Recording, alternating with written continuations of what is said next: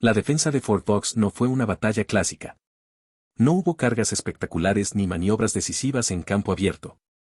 Fue algo mucho más lento, más oscuro y más cruel. Fue una lucha bajo tierra, en túneles estrechos, galerías sin luz y cámaras cerradas donde el enemigo más letal no siempre fue el soldado contrario, sino la sed. Allí, durante la batalla de Verdún, hombres entrenados para resistir el fuego artillero terminaron muriendo con los labios agrietados, delirando, racionando gotas de agua como si fueran oro. En junio de 1916, Verdún ya se había convertido en un símbolo del infierno moderno. El alto mando alemán había lanzado una ofensiva diseñada no tanto para conquistar territorio, sino para desangrar al ejército francés. El objetivo no era avanzar rápido, sino obligar a Francia a defender una posición que no podía perder, sacrificando hombres hasta el agotamiento total. Fort Vaux era una de esas posiciones. Ubicado al noreste de Verdún, Fort Vaux formaba parte del cinturón de fuertes construidos a finales del siglo XIX para proteger la ciudad. No era el más grande ni el más poderoso. De hecho, había sido parcialmente desarmado antes de la guerra, bajo la creencia errónea de que los fuertes habían quedado obsoletos frente a la artillería moderna. Esa decisión condenaría a sus defensores. Cuando comenzó la ofensiva alemana, Fort Vaux no estaba completamente guarnecido. No tenía su dotación completa, ni suficiente artillería, ni, lo más grave, un sistema de abastecimiento de agua seguro. El fuerte dependía de cisternas internas y de un pozo que, bajo bombardeo constante, quedó inutilizado. Aún así, se convirtió en un punto de resistencia clave. El mando francés sabía que perder Fort Vaux significaba abrir un corredor directo hacia Verdún. Pero también sabía que defenderlo sería casi imposible. El fuerte estaba aislado, rodeado por posiciones alemanas y sometido a un bombardeo continuo que convertía cada intento de relevo o abastecimiento en una misión suicida. Al frente de la defensa se encontraba el comandante Sylvain Eugene Raynal, un oficial que no era joven ni particularmente famoso, pero que comprendía con absoluta claridad lo que estaba en juego. Raynal sabía que Fort Vaux no podía ser defendido indefinidamente. Su misión no era ganar, sino resistir el mayor tiempo posible. El ataque alemán comenzó con una intensidad brutal. Artillería pesada golpeó el fuerte día y noche. Las entradas quedaron bloqueadas por escombros. Los conductos de ventilación se dañaron. El interior del fuerte se llenó de polvo, humo y gases. La luz desapareció.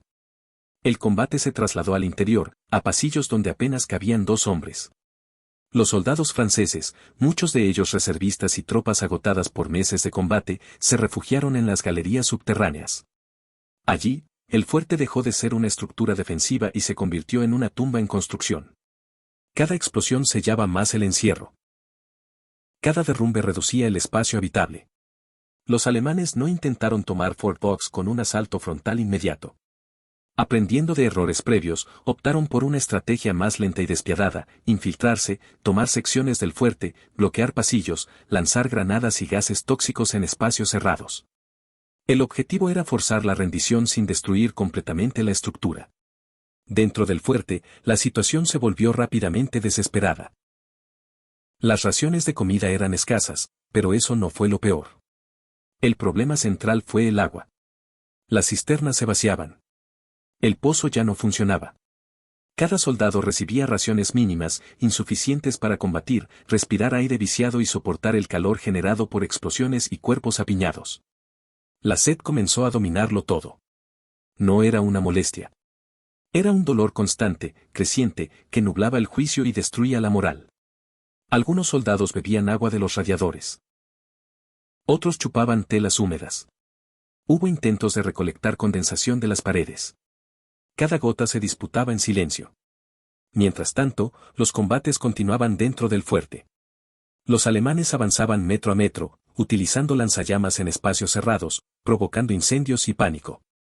Los franceses resistían en posiciones improvisadas, defendiendo escaleras, puertas y cruces de galerías como si fueran trincheras. El comandante Raynal enviaba mensajes desesperados al exterior. Informaba de la situación real: sin agua, sin aire, con hombres colapsando. Pedía refuerzos, evacuación o, al menos, agua. Las respuestas eran vagas o imposibles de cumplir. El fuego alemán hacía casi imposible cualquier intento de socorro. Aún así, la orden era resistir.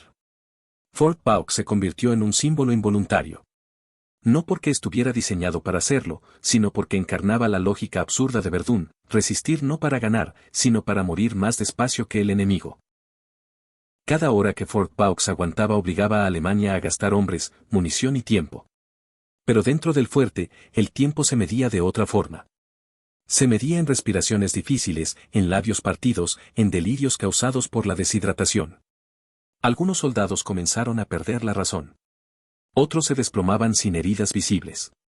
La sed estaba matando más eficazmente que las balas. El combate alcanzó su punto más cruel cuando los alemanes lograron ocupar gran parte del interior del fuerte, aislando a los defensores en secciones cada vez más pequeñas. El agua se agotó por completo. Ya no había nada que racionar. Solo quedaba resistir o aceptar lo inevitable. A medida que los días avanzaban, Fort Vaux dejó de funcionar como una fortificación y pasó a ser un sistema de cavidades asfixiantes, fragmentadas y parcialmente ocupadas por el enemigo. El combate ya no se libraba en el exterior. Se había desplazado por completo al interior del fuerte, a pasillos oscuros donde el eco de los disparos y las explosiones rebotaba sin dirección clara, multiplicando el terror. Los alemanes lograron infiltrarse a través de entradas secundarias, conductos dañados y brechas abiertas por la artillería. No avanzaban en grandes grupos, sino en pequeñas patrullas que conocían exactamente lo que estaban haciendo.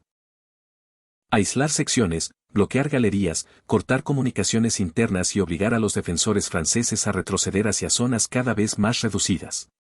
El combate cuerpo a cuerpo se volvió inevitable. Granadas lanzadas a pocos metros, bayonetas usadas en la oscuridad, disparos casi a quemarropa. La visibilidad era mínima. Muchos soldados no sabían si el hombre frente a ellos era amigo o enemigo hasta el último segundo. El aire estaba cargado de polvo, humo y gases, haciendo que cada respiración fuera dolorosa. Pero incluso en medio de ese combate brutal, la sed seguía siendo el enemigo dominante. Las últimas reservas de agua se agotaron rápidamente. El comandante Raynal ordenó una ración estricta que pronto dejó de existir, porque ya no había nada que repartir. Algunos soldados comenzaron a beber agua estancada de charcos formados por filtraciones, aun sabiendo que estaba contaminada. Otros masticaban trozos de cuero o telas húmedas intentando engañar al cuerpo. Nada funcionaba. La deshidratación comenzó a manifestarse de forma visible y alarmante. Labios agrietados hasta sangrar. Lenguas hinchadas. Ojos hundidos. Delirios. Hombres que hablaban solos, que pedían agua a compañeros muertos o que se desplomaban sin haber recibido una sola herida. El calor acumulado dentro del fuerte, producto de explosiones, cuerpos apiñados y ventilación destruida, aceleraba el proceso. El aire se volvió irrespirable en algunas galerías. Sin ventilación adecuada, el oxígeno disminuía y los gases se acumulaban. En ciertos puntos, permanecer demasiado tiempo significaba perder el conocimiento. Los defensores se veían obligados a rotarse incluso para respirar, no para combatir. En un intento desesperado por aliviar la situación, se organizó una de las acciones más trágicas del asedio. Un soldado francés, consciente de que probablemente no sobreviviría, se ofreció voluntariamente para intentar salir del fuerte y llegar a posiciones francesas con un mensaje. Logró escapar por un conducto parcialmente destruido, atravesando terreno batido por artillería. El mensaje llegó. El pedido era claro, agua o evacuación inmediata. La respuesta fue devastadora en su honestidad, no era posible. El fuego alemán hacía inviable cualquier intento de abastecimiento. Lanzar agua por aire significaba que nunca llegaría al interior del fuerte. Enviar refuerzos implicaba pérdidas inútiles. Fort Vaux estaba, en términos prácticos, condenado. Mientras tanto, los alemanes intensificaron su presión interna. Utilizaron lanzallamas en secciones específicas, no tanto para matar directamente, sino para obligar a los defensores a retroceder hacia espacios ya saturados. El fuego en espacios cerrados generaba pánico inmediato. El humo y el calor hacían imposible resistir por mucho tiempo.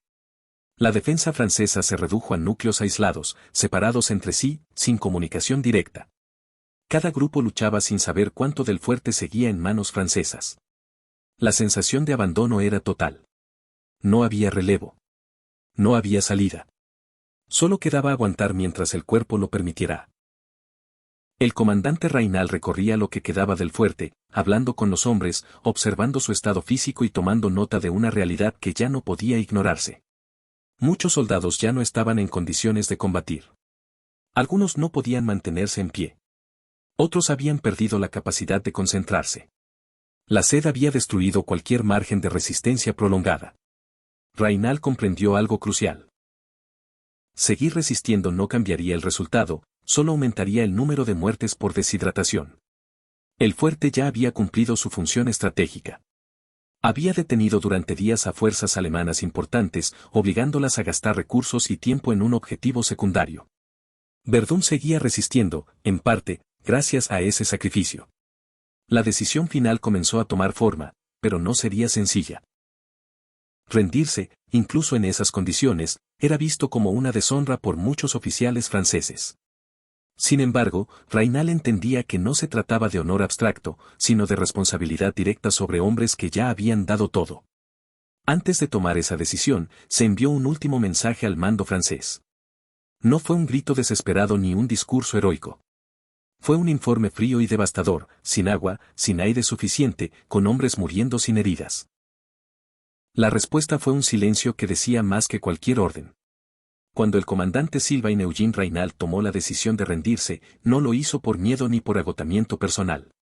Lo hizo porque ya no quedaba nada que defender. Fort Vaux no estaba cayendo por la fuerza del enemigo, sino por la destrucción física de los cuerpos de sus defensores. La sed había vencido a la disciplina, a la valentía y a cualquier noción abstracta de honor militar. El 7 de junio de 1916, tras días de combate ininterrumpido, Raynal redactó el último mensaje.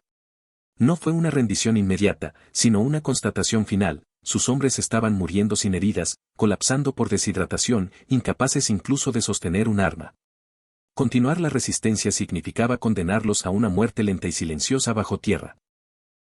Cuando los alemanes finalmente entraron en las secciones restantes del fuerte, lo que encontraron no fue una guarnición derrotada en el sentido tradicional. Encontraron hombres esqueléticos, cubiertos de polvo, con los labios partidos, muchos incapaces de caminar. Algunos soldados franceses apenas podían mantenerse conscientes. No había júbilo en los vencedores. Lo que vieron fue el resultado extremo de una estrategia de desgaste llevada al límite. El trato que siguió fue inesperado.